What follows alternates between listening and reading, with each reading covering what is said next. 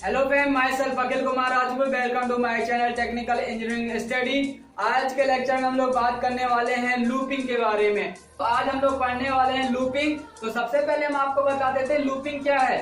Looping क्या होता है, जब हमें एक या एक से अधिक प्रोग्राम को कंडीशन के ट्रू रहने तक एक से अधिक बार एग्जीक्यूट करना होता है, तो उस स्थिति में हम लोग लूपिंग का यूज करते हैं। मान के चलिए हमारे पास दो या दो से अधिक स्टेटमेंट हैं या फिर और भी अधिक स्टेटमेंट हैं, तो हमें उन स्टेटमेंट्स को एक से अधिक बार एग्जीक्यूट करना है। कब तक? जब तक जो हमने कंडीशन दी होगी उस कंडीशन के ट्रू रहने तक हम लोग अपने स्टेटमेंट्स को एग्जीक्यूट कराना चाहते हैं। तो उस स्थिति में हम लोग लूपिंग का यूज करते हैं। तो लूपिंग का यूज हम लोग कब करते हैं? जब हमें एक या एक से अधिक स्टेटमेंट्स को कंडीशन के ट्रू रहने तक एक से अधिक बार एग्जीक्यूट कराना होता है, तब उस स्थिति में हम लोग लूपिंग का यूज करते हैं। तो हमारे पास लूपिंग कितने प्रकार की होती है? तो हमारे पास प्रोग्रामिंग सी में लूपिंग 3 प्रकार की होती है और जावा प्रोग्रामिंग में हम लोग 4 प्रकार की लूपिंग यूज करते हैं। तो प्रोग्रामिंग सी में हम लोग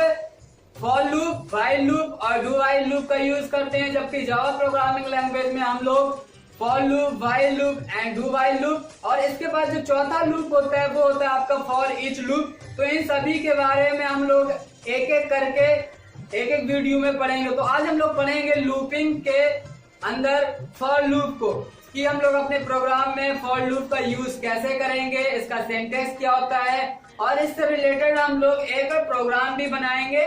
तो चलिए हम लोग सबसे पहले आपको बता देते हैं फॉर लूप के सिंटैक्स के बारे में। तो आपको लूपिंग तो समझ में ही आ ही गई होगी।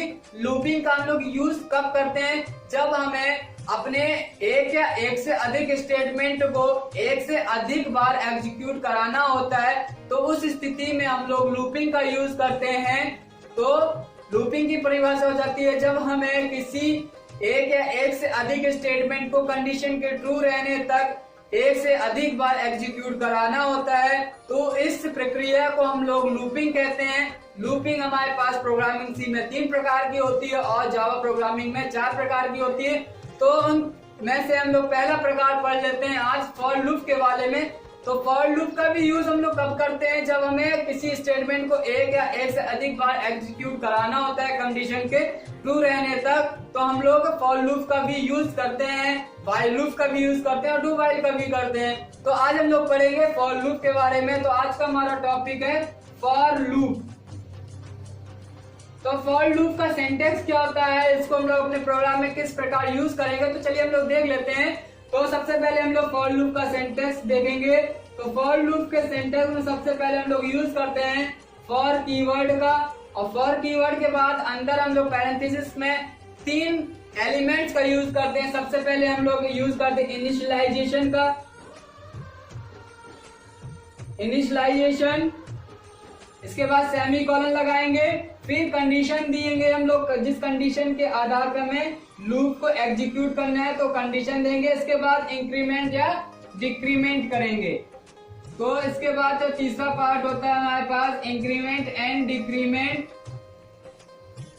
उसके बाद पैरेंथेसिस को क्लोज कर देंगे और कर्ली ब्रेसेस के अंदर हम लोग उन स्टेटमेंट्स को लिखते हैं जिन्हें हमें कंडीशन के ट्रू रहने पर एक से अधिक बार एग्जीक्यूट कराना है। तो उन स्टेटमेंट्स को हम लोग लिखेंगे कर्ली ब्रेसेस के अंदर। तो जो भी स्टेटमेंट्स हम लोग कर्ली ब्रेसेस के अंदर लिखते हैं उसे हम लोग कहते हैं बॉडी ऑफ लूप। तो हम बॉडी ऑफ लूप के अंदर जिन स्टेटमेंट्स को एक से अधिक बार एग्जीक्यूट कराना चाहते हैं उन स्टेटमेंट्स को हम लोग बॉडी ऑफ लूप के अंदर लिख लेंगे।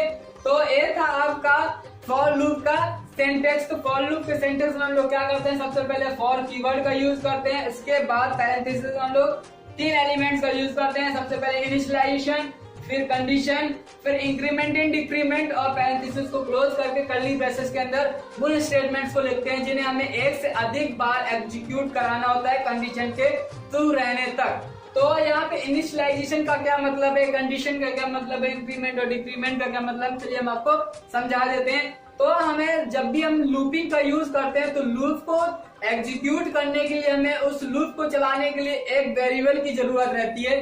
तो हम एक वेरिएबल ले लेते हैं, कोई भी एक वेरिएबल ले सकते हैं लूप को चलाने के लिए। तो जहां से हमें लूप की स्टार्टिंग करनी है, जहां से हमें लूप को एग्जीक्यूट कराना है, स्टार्ट करना है, तो उस वेरिएबल की हमें प्रारंभिक वैल्यू पहले से इनिशियलाइज करनी पड़ती है। तो इनिशियलाइजेशन के अंदर हम लोग लूप चलाने वाले वेरिएबल को सबसे पहले एक वैल्यू दे देंगे जहां से हमें लूप को स्टार्ट करना है। मान के चले हमने एक कोई वेरिएबल ले लिया लूप के लिए इंट आई। एक हमने लूप चलाने के लिए एक वेरिएबल ले लिया आई, किस टाइप का, इंटीजर टाइप का। तो इस वेरिएबल को हमें इनिशियल वैल्यू पहले से असाइन करनी पड़ेगी कि इनिशियलाइजेशन में हम लोग क्या करेंगे, जो हमने लूप चलाने के लिए वेरिएबल लिया है इंट आई, तो इस आई को हमें सबसे पहले इनिशियल वैल्यू देनी पड़ेगी कि लूप अभी कहां से स्टार्ट करेगा। तो यहाँ पे हम लोग दे सकते हैं कुछ भी। तो हमने एक वेरिएबल ले लिया इंट आई, तो आई को हम लोग इनिशियल वैल्यू देंगे। यदि आप लूप को 1 से चलाना चाहते हैं तो आई इज इक्वल टू 1 दे देंगे। यदि आप लूप को 0 से चलाना चाहते हैं तो आप आई की वैल्यू 0 दे देंगे। यदि आप लूप को 5 से चलाना चाहते हैं तो आई इज इक्वल टू 5 दे देंगे। तो जहां से आप लूप को स्टार्ट करना चाहते हैं वो वैल्यू हम लोग इनिशियलाइजेशन में दे देंगे। तो इनिशियलाइजेशन में वैल्यू हम लोग किसी वेरिएबल को देते हैं तो उस वेरिएबल को सबसे पहले हमें डिक्लेयर करना पड़ेगा। यानी कहने का मतलब ये है कि लूप चलाने के लिए हमें एक वेरिएबल की आवश्यकता पड़ेगी, फिर उस वेरिएबल को इनिशियल वैल्यू हमें इनिशियलाइजेशन के अंतर्गत ही देना पड़ेगा।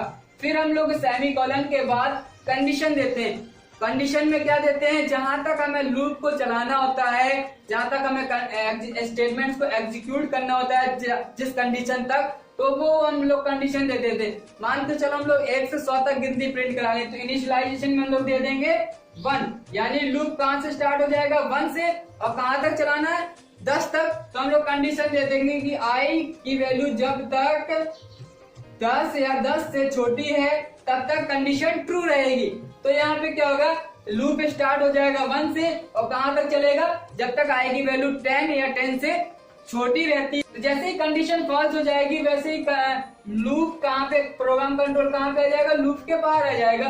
तो लूप, बॉडी ऑफ लूप के अंदर के स्टेटमेंट कब तक एग्जीक्यूट होते रहेंगे, जब तक हमारी दी हुई कंडीशन ट्रू रहती है। हमने कंडीशन दे दी जब तक आई की वैल्यू 10 या 10 से छोटी है तब तक हमारी कंडीशन ट्रू है। यानी कि 10, जब तक आई की वैल्यू 10 नहीं हो जाती तब तक ये लूप एग्जीक्यूट होता रहेगा बार बार लूप के अंदर लेके स्टेटमेंट। तो जब तक कंडीशन ट्रू रहेगी तब तक बॉडी ऑफ लूप के स्टेटमेंट एग्जीक्यूट होंगे। जैसे ही कंडीशन फॉल्स हो जाएगी वैसे ही प्रोग्राम कंट्रोल लूप के बाहर आ जाएगा। और इसके बाद तीसरा पार्ट होता है सेमीकोलन के बाद इंक्रीमेंट और डिक्रीमेंट। यदि हम लोग इनिशियलाइजेशन में आई की वैल्यू 1 दी है और हमें 1 के बाद 10 तक पहुंचना है तो इसमें हमें इंक्रीमेंट करना पड़ेगा। तो इंक्रीमेंट करने के लिए हम लोग इंक्रीमेंट और डिक्रीमेंट ऑपरेटर पढ़े थे। तो यहाँ पे यदि हमें 1 से 10 तक जाना है तो हम लोग 1 का इंक्रीमेंट करते चलेंगे, यानी कि कुछ इस प्रकार i प्लस प्लस कर देंगे। i प्लस प्लस करने से क्या हो जाए, जो i की वैल्यू होगी उसमें 1 का इंक्रीमेंट हो जाएगा। तो i की वैल्यू है 1, उसके बाद कंडीशन चेक होगी, i की वैल्यू कंडीशन के आधार पर ट्रू है तो i की वैल्यू 10 से छोटी है। तो इसके बाद क्या होगा, बॉडी ऑफ लूप के स्टेटमेंट एग्जीक्यूट होंगे। बॉडी ऑफ लूप के स्टेटमेंट एग्जीक्यूट होने के बाद तुरंत यहाँ से कंट्रोल कहाँ पे जाएगा, इंक्रीमेंट और डिक्रीमेंट के पास। तो यहाँ पे आपको मिला होगा i प्लस प्लस, तो क्या करेगा, i की जो वैल्यू होगी उसमें 1 ऐड कर देगा। i प्लस प्लस क्या ही काम है, प्लस प्लस क्या करता है, इंक्रीमेंट ऑपरेटर किसी वेरिएबल की वैल्यू में 1 ऐड कर देता है और डिक्रीमेंट ऑपरेटर किसी वेरिएबल की वैल्यू में 1 घटा देता है। तो यहाँ पे हमने इंक्रीमेंट ऑपरेटर का यूज कर दिया तो क्या कर देगा, जो वेरिएबल की वैल्यू होगी उसमें 1 ऐड कर देगा। i की वैल्यू थी 1 तो i प्लस प्लस मिल गया, तो उसके बाद क्या कर देगा, i की वैल्यू को 2 कर देगा। फिर i की वैल्यू 2 होने के बाद फिर से कंडीशन चेक होगी, क्या कंडीशन ट्रू है, तो यहाँ पे कंडीशन उसे ट्रू मिलेगी क्योंकि i की वैल्यू क्या है, अभी भी 10 से छोटी है। तो 10 की छोटी, जब 10 से छोटी हो जाएगी तो फिर भी उसके बाद बॉडी ऑफ लूप के अंदर लेके स्टेटमेंट एग्जीक्यूट होंगे। तो जो भी स्टेटमेंट्स लेके होंगे बॉडी ऑफ लूप के अंदर वो एग्जीक्यूट हो जाएंगे। तो इस प्रकार फॉर लूप का एग्जीक्यूशन होता है। तो ये था आपका सिंटैक्स फॉर लूप का। इसके बाद हम लोग देखेंगे फॉर लूप का सिंटैक्स का यूज करते हुए और फॉर लूप का यूज करते हुए एक सिंपल सा प्रोग्राम। चलिए हम लोग जावा प्रोग्रामिंग लैंग्वेज में फॉर लूप का यूज करते हुए एक सिंपल सा प्रोग्राम देख लेते हैं, जिसमें हम लोग क्या करेंगे, 1 से 50 तक के सभी इवन नंबर्स को हम लोग प्रिंट कर लेंगे। तो write a program to print even number between 1 to 50, यानी 1 से 50 तक के सभी इवेंट नंबर्स को हमें प्रिंट करना है। तो हम लोग प्रोग्राम लिख लेते हैं। तो यहाँ पे write a program to print even numbers between 1 to 50। तो 1 से 50 तक के सभी इवेंट नंबर्स को हम लोग प्रिंट कर लेते हैं। तो यहाँ पे हमने डॉक्यूमेंटेशन सेक्शन यूज कर लिया। इसके बाद हमें यहाँ पे कोई यूजर से वैल्यू इनपुट नहीं करानी है, तो इम्पोर्ट स्टेटमेंट का यूज नहीं करना पड़ेगा। इसके बाद हम लोग सीधे क्लास बनाते हैं। तो क्लास बनाने के क्लास कीवर्ड का यूज कर लिया। इसके बाद हम लोग क्लास का नाम दे देंगे demo5 और कर्ली ब्रेसेस ओपन कर लेंगे। इसके बाद हम लोग मेन फंक्शन बना लेंगे। तो मेन फंक्शन बना देते हैं पब्लिक स्टैटिक वॉइड मेन और पैरेंथेसिस के अंदर स्ट्रिंग args का यूज कर लेंगे, स्ट्रिंग args। और इसके बाद मेन फंक्शन के अंदर हम अपना प्रोग्राम डेवलप करेंगे। तो यहाँ पे हमें लूप को चलाने के लिए एक वेरिएबल की आवश्यकता हो, बाकी कोई वेरिएबल की आवश्यकता नहीं है। तो लूप चलाने के लिए हम लोग एक वेरिएबल ले लेते हैं इंटीजर टाइप का, उस वेरिएबल का नाम देते हैं आई। तो लूप चलाने के लिए हमने एक वेरिएबल ले लिया आई। इसके बाद हम लोग लूपिंग का यूज कर लेते हैं। तो फॉर कीवर्ड के बाद हम लोग 3 एलिमेंट्स का यूज करते हैं, इनिशियलाइजेशन, कंडीशन और डिक्रीमेंट और इंक्रीमेंट। तो यहाँ पे सबसे पहले हम लोग इनिशियलाइजेशन करते हैं। इनिशियलाइजेशन में क्या करते हैं, जहां से हमें लूप को स्टार्ट करना है तो लूप चलाने के लिए हमें जो वेरिएबल लिए हैं उसको इनिशियल वैल्यू हमें प्रोवाइड करनी पड़ेगी। तो जहां से हमें लूप को चलाना है वहां वो वैल्यू हम लोग यहाँ पे असाइन कर देंगे आई में। तो आई इज इक्वल टू हम लोग दे देते हैं 2, क्योंकि हमें लूप के स्टार्ट कहाँ से करना है, 2 से। तो लूप कहाँ से स्टार्ट होगा, 2 से। तो इसके बाद इनिशियलाइजेशन के बाद हम लोग कंडीशन देते हैं, जहां तक हमें जो कंडीशन के आधार पे स्टेटमेंट को एग्जीक्यूट कराना है वो कंडीशन दे देंगे। तो हम लोग कंडीशन दे देते हैं जब तक आई की वैल्यू 50 या 50 से छोटी रहती है तब तक कंडीशन ट्रू रहेगी। और इसके बाद इंक्रीमेंट का यूज कर लेते हैं आई प्लस 2। और यहाँ पे हम लोग एक स्टेटमेंट दे देते हैं system dot out dot print LN. हो जाएगा system dot out dot print LN और आई की वैल्यू हम लोग प्रिंट कर लेंगे। ये हो जाएगा आपका फॉर लूप क्लोज। इसके बाद मेन फंक्शन क्लोज और इसके बाद क्लास क्लोज। तो ये हो जाएगा आपका जावा प्रोग्रामिंग लैंग्वेज में फॉर लूप का यूज करते हुए एक सिंपल सा प्रोग्राम, जिसमें हम लोग क्या कर रहे हैं, 1 से 50 तक की सभी इवेंट नंबर्स को हम लोग प्रिंट करने वाले हैं। तो ये हम सबसे पहले हम लोग ने क्या किया, एक क्लास बनाई demo5 की और इस क्लास के अंदर हमने एक मेन फंक्शन बनाया पब्लिक स्टैटिक वॉइड में स्ट्रिंग args करके। और इस फंक्शन के अंदर हम लोग अपने प्रोग्राम को डेवलप कर रहे हैं। तो लूप को चलाने के लिए हमने एक वेरिएबल लिया आई, किस टाइप का, इंटीजर टाइप का। इसके बाद हम लोग फॉर लूप का यूज कर रहे हैं। फॉर लूप का यूज करते टाइम हम लोग फॉर कीवर्ड का यूज करते हैं। उसके बाद पैरेंथेसिस के अंदर हम लोग इनिशियलाइजेशन, कंडीशन और इंक्रीमेंट या डिक्रीमेंट का यूज करते हैं। तो यहाँ पे हमने सबसे पहले इनिशियलाइजेशन किया।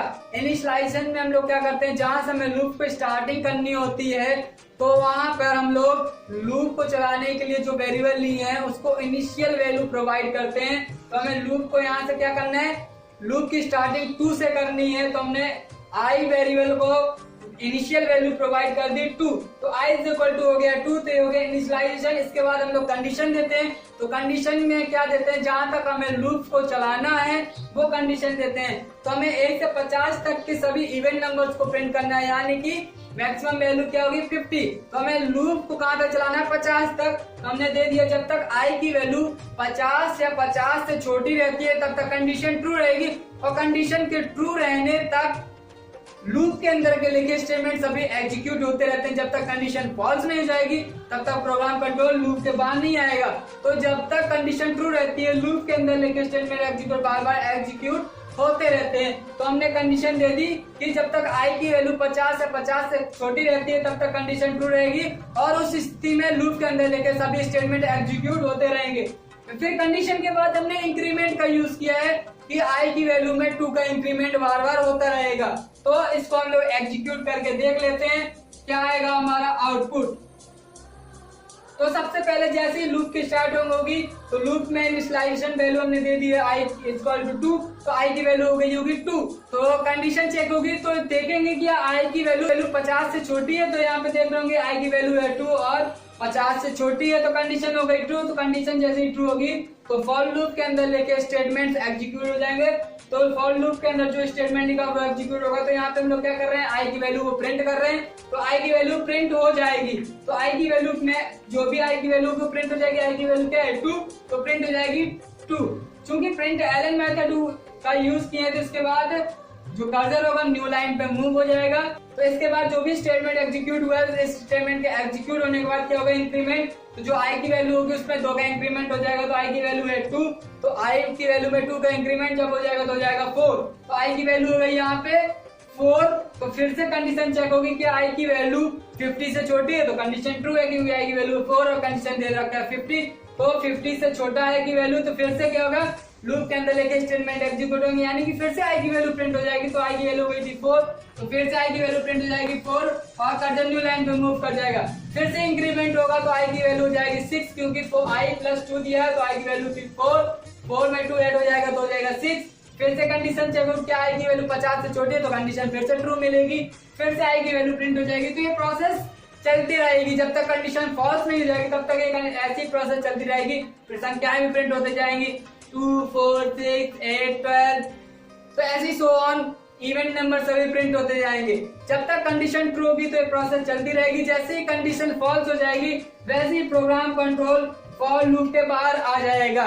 तो जब तक कंडीशन ट्रू रहती है तब तक फॉर लूप के अंदर के लेके स्टेटमेंट एग्जीक्यूट होते रहते हैं बार बार, और जैसे ही कंडीशन फॉल्स हो जाती है तो प्रोग्राम कंट्रोल फॉर लूप के बाहर आ जाता है। तो इस प्रकार फॉर लूप का यूज हम लोग अपने प्रोग्राम में कर सकते हैं। जब हमें एक या एक से अधिक स्टेटमेंट को एक से अधिक बार एग्जीक्यूट कराना होगा तो हम लोग लूपिंग का यूज कर लेते हैं। तो लूपिंग में हम लोग फॉर लूप का भी यूज करते हैं, व्हाइल लूप का भी यूज कर सकते हैं और डू व्हाइल का भी यूज कर सकते हैं।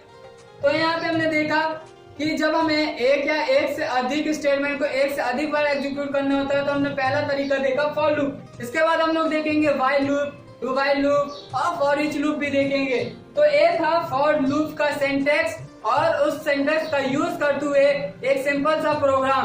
तो उम्मीद है कि आपको फॉर लूप का सिंटैक्स और फॉर लूप का यूज करते हुए एक सिंपल सा प्रोग्राम अच्छे से समझ में आ गया होगा। यदि आपको वीडियो अच्छा लगा है तो वीडियो को लाइक और चैनल को सब्सक्राइब करना ना भूलें और वीडियो को अधिक से अधिक शेयर करें ताकि बाकी के स्टूडेंट भी अपनी स्टडी को कंटिन्यू रख सकें। धन्यवाद।